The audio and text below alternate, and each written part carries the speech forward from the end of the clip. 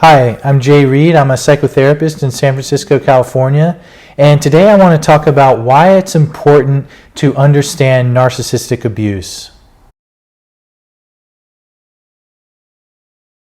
Well, I want to first say thank you to everyone who's engaged with this content. The comments that people have taken the time to write have been very thoughtful, sincere, and I think ultimately important in building a collective understanding of what can happen in these kinds of narcissistically abusive families, both when the abuse occurs and then the process of recovering from it.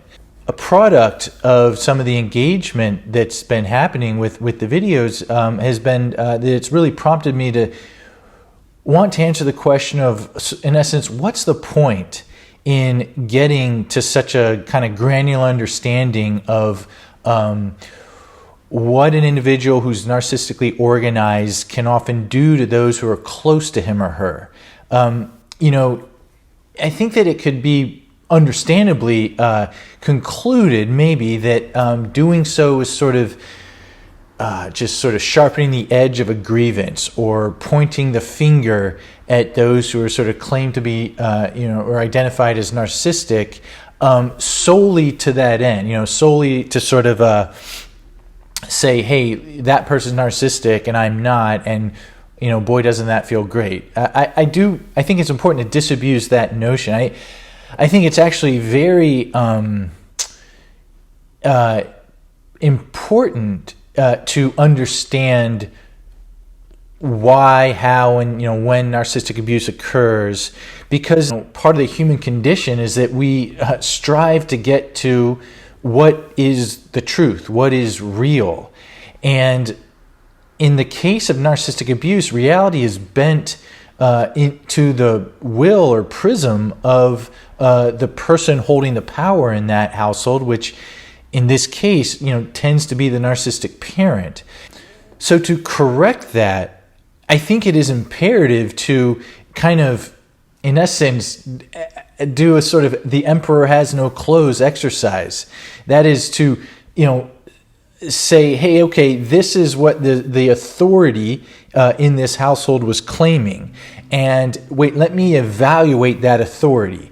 And this information about what a narcissistic person is, how they're psychologically organized, is all in an effort to sort of say, well, wait a minute, one does not have to solely submit to the messages from the narcissistic parent. That narcissistic parent themselves can be examined, sort of held under the light too. And in the course of doing this, the power that the narcissistic parent holds to bend others to their will tends to diminish, because the organization holding that up is not real sturdy. As we've talked about, there's an artificial inflation that occurs in the narcissistic parent, and then again an artificial devaluation of those around them, particularly the scapegoated child. So in learning about this, I think what organically can happen is that the victims of the narcissistic parent's abuse get to realize that the victims are not so bad, are not justifiably devalued the way the narcissistic parent claimed they should be, and also, and so importantly, the narcissistic parent is not as good or correct as they insisted on being throughout all of that. And in the sort of stripping away of the kind of artificial goodness of the narcissistic parent and the artificial badness of the scapegoated child, there I think emerges a firmer grasp and contact with what is real. Because there's a disreality that's imposed by the narcissist, and what tends to organically feel more real is, in the case of those who were devalued by the narcissistic parent, them to know, hey, I'm not so bad. In fact, I kind of like who I am, and also to sort of say about and to, or even in one's own mind, to the narcissistic parent, you're not so great. That's the point of all this, and it's I think the formula I just described oftentimes is hard earned. It's a process that sort of requires iteration and effort, but one that I find that particularly those who've been scapegoated by a narcissistic parent are very much oriented to.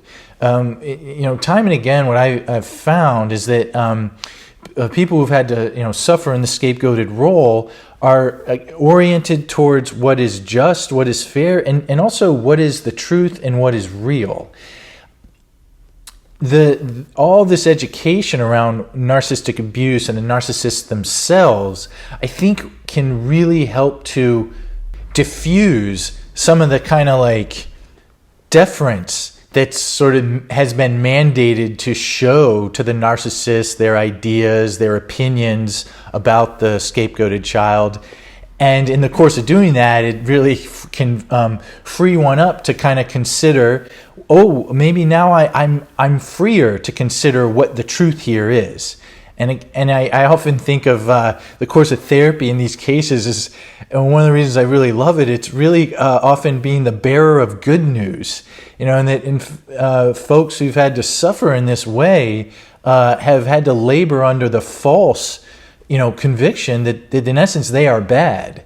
And the process of therapy and recovery from all of that is finding ways to both dismantle that false notion within one's own mind and belief system that they are bad, and then also to kind of recognize what is more true and way more accurate, which is that they've got some really remarkable traits about who they are.